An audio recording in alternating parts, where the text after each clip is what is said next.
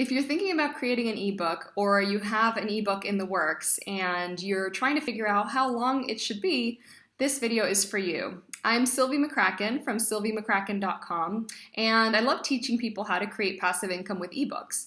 So I recently asked the peeps on my blog to ask me all of their ebook questions, and a few of them I've already answered. If you just go to sylviemccracken.com, you'll find a cheat sheet that you can sign up for that will tell you all about how to write the right ebook, how to start your ebook, how to choose the topic, that kind of thing, which is foundational and I think the most important thing.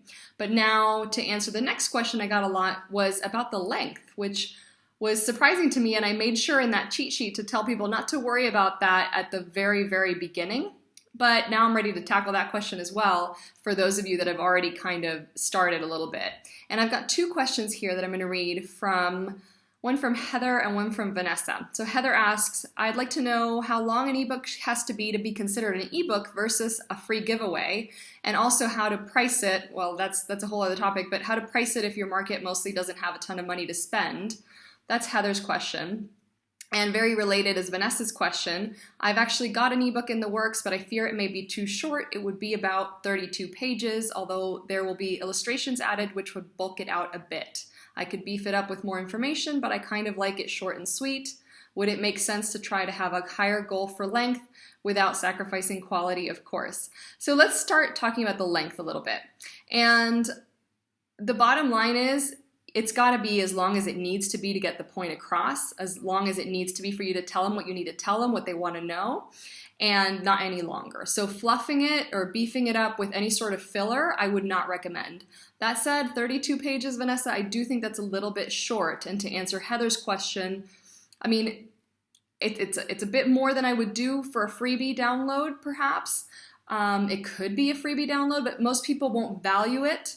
If it's free, they won't they won't take the time to go through all 32 pages of information a lot of the times. So I feel like you're halfway there. You're not really a free download, and it's not really the size of an ebook that I would sell for, let's say, $25. That sounds more like a $5 ebook. And again, it's a little bit about the content and the benefit that people are going to get from this ebook, of course. I mean, it's a lot about that. But there is a little bit of the perceived value of the features as well. And one of those features is length, right? So to give you a little example from my ebooks, the ones that have sold really well, they're all around the 150-page mark. Now, probably 3 of those pages are references. Probably the first 5 pages are, table of contents and this and that.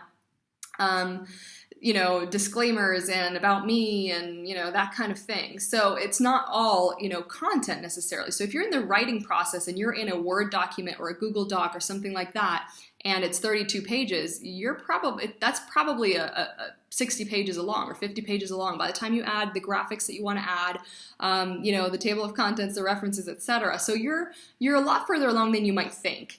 And I think in terms of, now if you feel like it's done and you've got nothing more to say, then trust that instinct, trust your gut on that, and maybe, figure out how you're going to price it. So if it's going to be a $9.99 ebook, that's fine. Now, if you want to make that sort of staple ebook, right, the one that is, it's like a book. It's like a physical book. It's got tons of information, tons of value. Then I would work on it a little further and see if there is another sort of section that you can add to it, more information.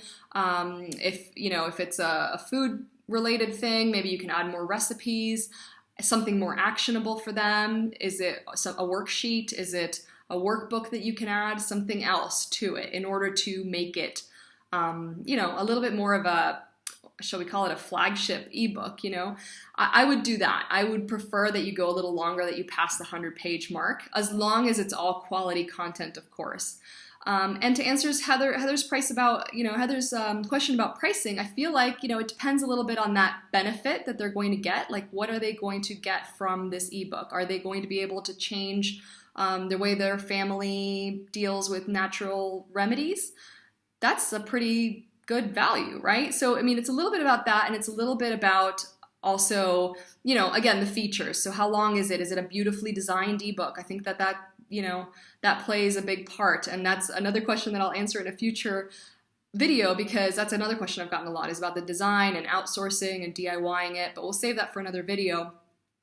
But I do think that the pricing comes a lot into play with that kind of thing. How pro does this quality content look? How is it going to be, you know, how pretty is that packaging in a way, right? So words on a Word doc is one thing, and a beautifully designed full color PDF is another thing. So that's a little bit on the pricing front. Anyway, so the short of it is kind of trust your gut, do fill it with quality information, proof it, work on it, refine it, but don't obsess about the length. At the end of the day, whether it's 130 pages, which I think was one of my ebooks, 150, 180, you know, it is what it needs to be. So work on it without focusing on the length at first, and that's my take. And if you want to learn more about ebooks, come to my website, sylviemccracken.com, and I'd love to see you there. Thanks.